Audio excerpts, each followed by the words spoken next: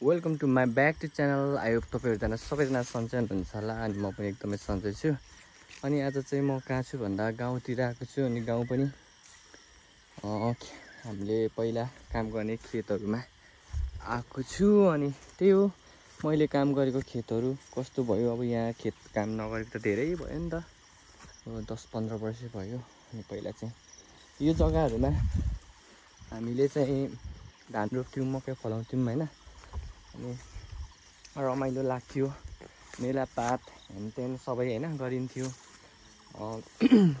खुसी लाग्थ्यो त्यो बेला, अर्म पर्म खेताला साथीभाइ होइन। अनि अहिले सबै यहाँभरि अलैँची बारी भएछ। अनि त्यो त्यहाँतिर पनि हामी खेतहरू धानहरू रोप्थ्यौँ, त्यहाँ सबै अमृतसर घारी भएछ, अलैँची बारी भएछ। अनि ठुल्ठुलो रुखहरू पनि पलाएछ। त्यो गाइजहरू अब समयहरूले धेरै फड्को मारिसकेछ यो देख्दा होइन। अनि मलाई चाहिँ यहाँको सम्झनाहरू धेरै आउँछ। सो छुट्टी आएको बेलामा म चाहिँ गाउँतिर भन्दा पनि हामीले काम गरेँ। अनि हामी चाहिँ होइन त्यहाँ तल देख्न सक्नुहुन्छ, त्यहाँ तल देख्नुहुन्छ माई खोला। त्यो चाहिँ अहिले चाहिँ हाइड्रो पावर बनेर सबै पानीहरू सुकाइदिएको छ। तर पनि अस्तिको बर्खाकोले चाहिँ बाढी आएर ठुलो क्षति पुऱ्याएछ नि त, पुरै बगर बनाएछ। अनि त्यहाँ चाहिँ हामी के भन्छ बाख्राहरू गोरुहरू हेर्नु जान्थ्यौँ है। अनि त्यहाँ मेरो एकजना साथी थियो, उहाँहरूसँग खेलिन्थ्यो, पौडी खेलिन्थ्यो, रमाइलो गरिन्थ्यो है। अनि त्यो समयहरू त एकदम रमाइलो थियो, मेमोरेबल थियो। अब समयहरूले सधैँभरि एक रफ्तार हुँदैन, समयले कहाँ पुऱ्याउँछ थाहा छैन। यहाँतिर हामी काम गर्थ्यौँ, यति काम गर्थ्यौँ है। बर्खामा चाहिँ धान रोप्नु चाहिँ यति गाह्रो लाग्थ्यो क्या। यो सबै भित्ताहरू तास्नु पर्थ्यो नि त, भित्ता तासेर आलु काटेर अनि यहाँ यस्तो लाउनु पर्थ्यो क्या। त्यो चाहिँ एकदमै गाह्रो। अनि मकैहरू छरेको पनि त्यसलाई उखालेर है, अनि फेरि धान रोपेर यस्तो गर्नु पर्थ्यो काम, यस्तो गर्नु पर्थ्यो, पुरै छोड्दैन, लोड गलेर लोड भन्थ्यो। अनि अहिले चाहिँ त्यो सबै कामहरू त्यति प्रायः मान्छेहरूले गर्नु छोडेछ यहाँतिर, किनभने त अलैँचीहरू लाउनु भएछ सबै है। अनि तर त्यो समयहरू पनि अब साथीभाइ यताउति हुँदा चाहिँ एकदमै रमाइलो लाग्थ्यो। अनि यहाँ चाहिँ हाम्रो खलेगडा हुन्छ क्या, यो चाहिँ खलेगडा थियो हाम्रो। यहाँनिर चाहिँ धान सान झाँक्ने, यहाँ चाहिँ पुरा लिप्ने क्या, त्यो गोबरले यस्तो ताछेर लिप्थ्यौँ। अनि सबै फलाएको धानहरू चाहिँ यहाँ बिचमा ल्याएर झाँक्ने। अनि झाँक्ने भनेको के लाउने के भन्नु, अब यस्तरी झाँटेर मुरी बनाएर घर लाने। अन्त यो चाहिँ सबै यो खलेगडा भनेको चाहिँ सबैभन्दा ठुलो गरा हुन्छ, त्यो पनि बिचमा सबैले पाइप पर्ने ठाउँमा हो नि त। यो चाहिँ देख्न सक्नुहुन्छ यहाँ। अहिले चाहिँ कोदो रोप्नु हुँदो रहेछ क्या हो है। यहाँतिर चाहिँ त्यस्तै थियो। अनि यहाँ धान सान रोप्नु भने बोकेर लान्थ्यौँ, माथि घर बोकेर लान्थ्यौँ। अनि यहाँतिर त्यस्तै थियो जिन्दगी, रमाइलो थियो, बालापन रमाइलो थियो। जमानाहरू अब गइसके, जमाना त सकेको छैन, परिस्थितिहरूले गर्दा, आफ्नै परिस्थितिले गर्दाखेरि कहाँ पुऱ्याइदियो। त्यो गाइजहरू तपाईँहरूको पनि जीवनमा यस्तै कुराहरू छ होला होइन। मैले चाहिँ आज यो भ्लग मार्फत देखाइरहेको छु, कस्तो लाग्यो। अनि यो चाहिँ पछाडि परेको रोड चाहिँ हाम्रो गाउँ जाने हो, गाउँ जान्छौँ। अनि यहाँबाट चाहिँ हामी यता हुँदै लाम्पो निस्किन्छौँ। अनि यता माथि चाहिँ हाम्रो घर जाने हो, माथिको चाहिँ हाम्रो माइला काकाको घर हो है।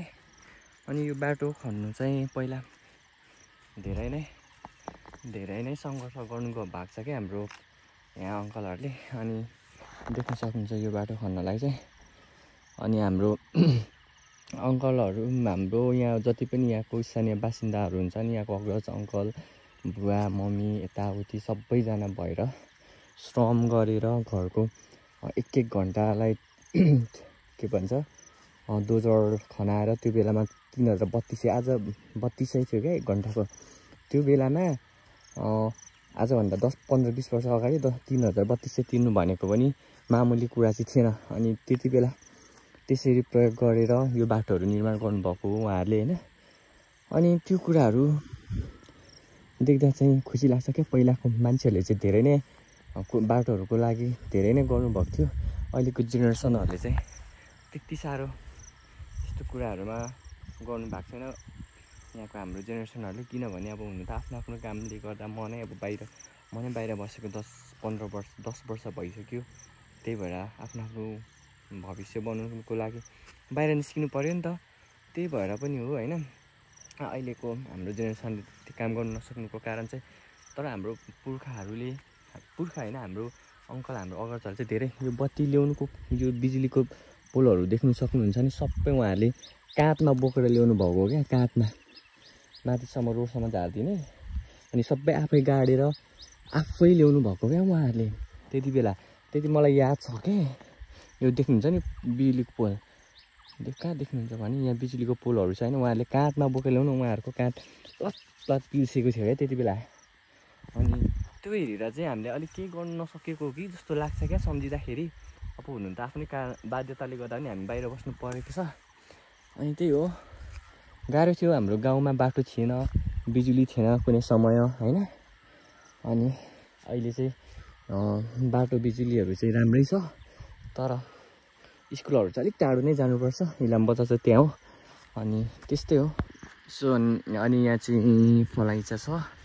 यो चाहिँ फलाइचा चाहिँ हाम्रो बोजूको हो। अनि हाम्रो बोजू चाहिँ यहाँ हुनुहुन्छ, स्वर्गीय आइतरानी लिम्बू होइन।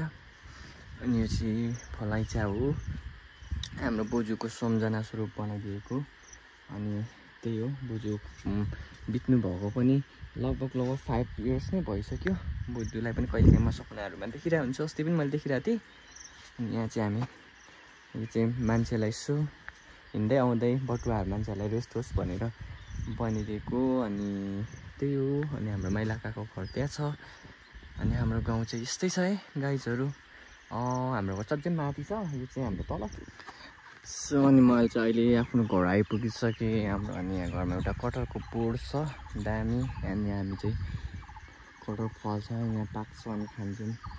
यहाँतिर चाहिँ लसुन रोप्नु भएको रहेछ मम्मीले।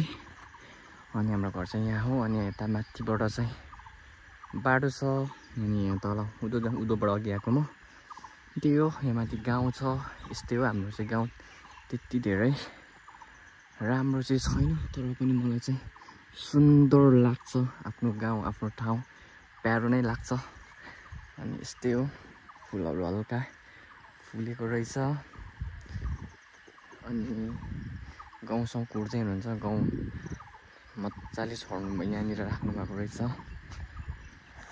त्यही हो, यस्तै छ गाइजहरू होइन। हाम्रो गाउँ ठाउँ चाहिँ राम्रो लाग्छ मलाई। अरूलाई चाहिँ कस्तो लाग्छ, तपाईँहरूलाई कस्तो लाग्यो हेर्नु होला।